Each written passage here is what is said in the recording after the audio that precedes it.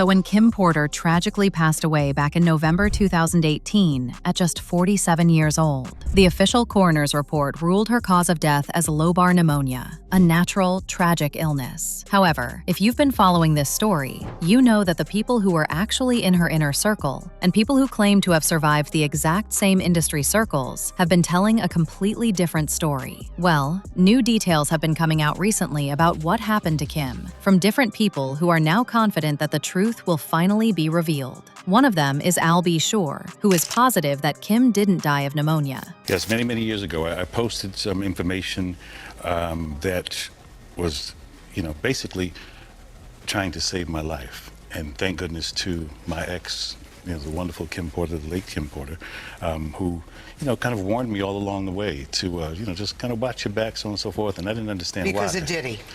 And the other one is Gena Tew, who has detailed her experiences at private industry parties and freak-offs, claiming that severe health risks and toxic environments were normalized, unmonitored, and hidden from the public eye. For my peace of mind, my sanity, and my clarity, this has been nagging at me for a while, and I've brushed it away. But there's so much stuff that has come up, and there's things that, I was exposed to some things, and it's just, it's so hard to say stuff without saying. Guys, when it comes to Gena and Al B. Shore, don't you find it weird that two people linked to the same inner circle both suffered sudden, near-identical, catastrophic health failures out of nowhere? Allegedly, this is exactly what they are pointing out, that there's never a coincidence when it comes to these situations, and Kim was just not lucky enough to make it out alive. And with people looking back at this case, they are reportedly saying behind the scenes that this time the real truth will come out. Now, I don't know if y'all know this, but not so long ago, there were reports that Kim's family was seeking legal advice and was in pursuit to slap Diddy with a lawsuit for wrongful death. The family was even said to have physical evidence to support their case. Apparently, the family was, and still is, undeniably shattered by Kim's death because they feel like she didn't die from natural causes. And to make matters worse, Diddy reportedly also kept the twins from having a relationship with the family in Georgia and has isolated them from any communication. And it's almost as if the family doesn't exist. In addition, there were also reports that the family members were the ones working to release Kim's book that went missing as soon as she died. Allegedly, Kim know all his deepest secrets. You understand? Kim knew why he was using the butt plugs. Man,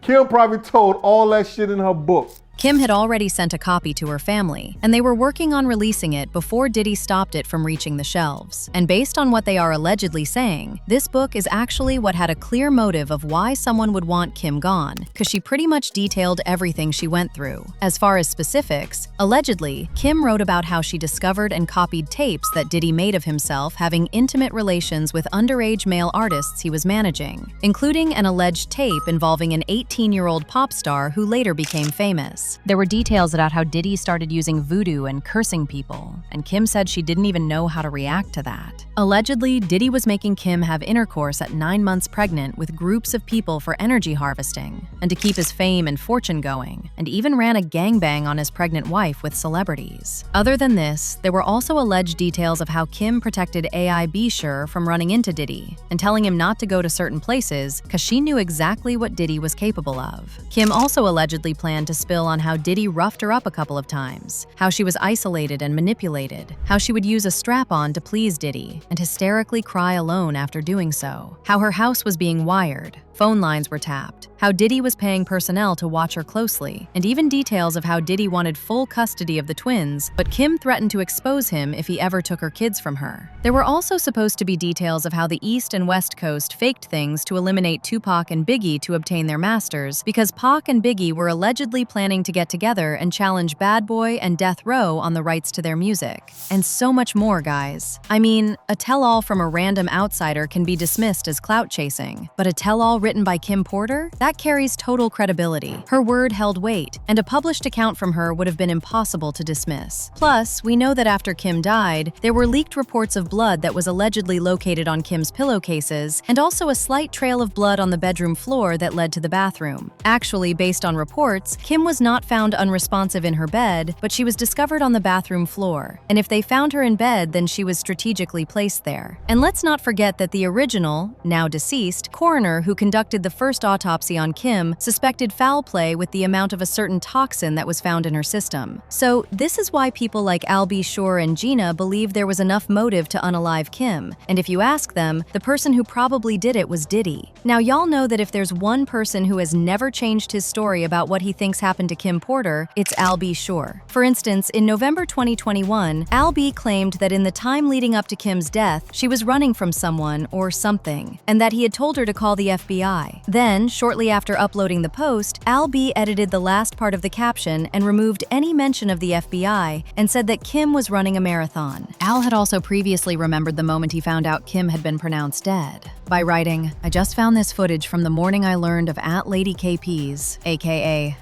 #Kim Porter's death, and how it ripped the soul from my physical body. I do know very clearly that #Kimberly didn't just check out all of a sudden over pneumonia. That's some BS. Really? This is where I get in trouble." Al B. actually tagged Diddy in the post to make sure Diddy saw how he thinks he was responsible, adding, "We just celebrated our son @Quincy's New Deal and Christmas special with @Netflix, and she was in fantastic health as well, laughing seeing me and @Diddy's mutual exchange at the theater. I'm going to leave it here." Again, in March 2024, Al insinuated that Diddy played a role in Kim's death and his 2022 coma, and he even said that he was working on a documentary that is going to shock the world. We are going to be producing the Al B. Sure life story.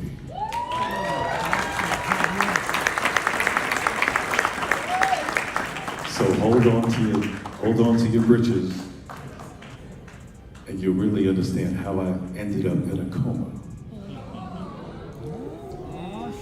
You're really going to need to call Homeland Security. Then in 2025, when people started talking more about Kim's alleged book, Al B. wrote, "2009 through 2018, y'all said Al B. Sure has lost his mind and told to go sit down when he stated this verbatim over time, and again on the day of KP's M. Ignored by law enforcement when he shared what LKP told him out of desperation and warned him to watch his back as well. Bad things. Y'all said, please, somebody get Al some medical help. He's lost his mind." Child, he also did interviews when Diddy was facing trial and was pretty much saying the same things he has been saying. It's been quite a journey, and as I said, even as it relates to writing the book, I went through many, almost, more than a decade of being scrutinized and clowned by law enforcement, them telling me, you need some help. Sex trafficking, really?